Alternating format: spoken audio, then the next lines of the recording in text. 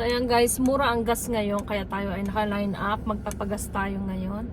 $1.53 ngayon. Pinakamura na ito guys kasi kahapon nakita ko is $1.68. So ayan, almost 20 cents difference. So ayan. Kaya ipupul tank na natin yung ating car. Pero meron pa tayong half tank. Siguro mga kalahati pa nito is mga $30. So ayan. Dito tayo sa Petro Canada. Yung gasoline station dito. Isa sa mga gasoline station dito sa Canada.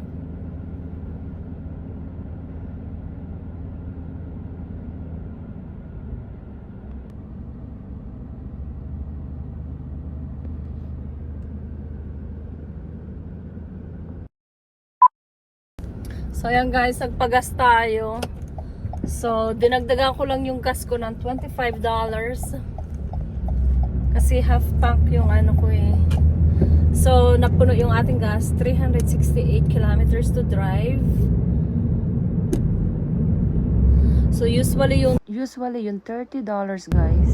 200 kilometers na lang ngayon sa car ko. Dati mas ano yung mga 280. Pero ngayon ano na 200 kilometers lang yung ano. Kasi kalahati pa yung gas natin kaya hindi tayo bumili ng maraming gas. So medyo may kamahalan yung gas. Nagmahal yung gas dahil sa Iran. Kaya nagmahal ang gas guys dahil sa war ng Iran and US.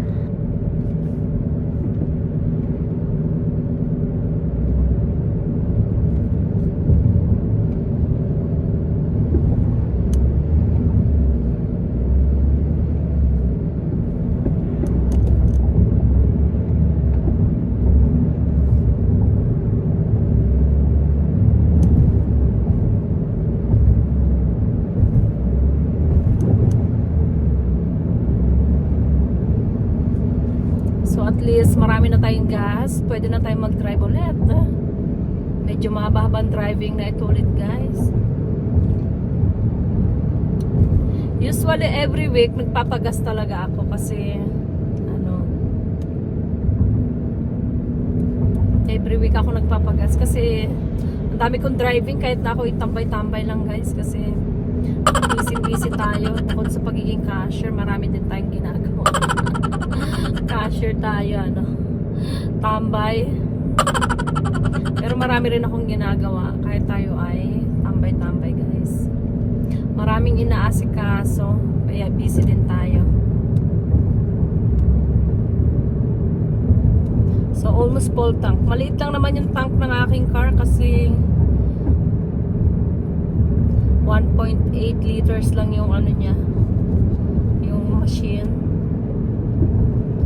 So usually $55 full tank na yung aking car. $55-$60 ganyan. Pero umabot ng $65 depende sa presyo ng gasoline. Oh, sabulin natin yung ilaw.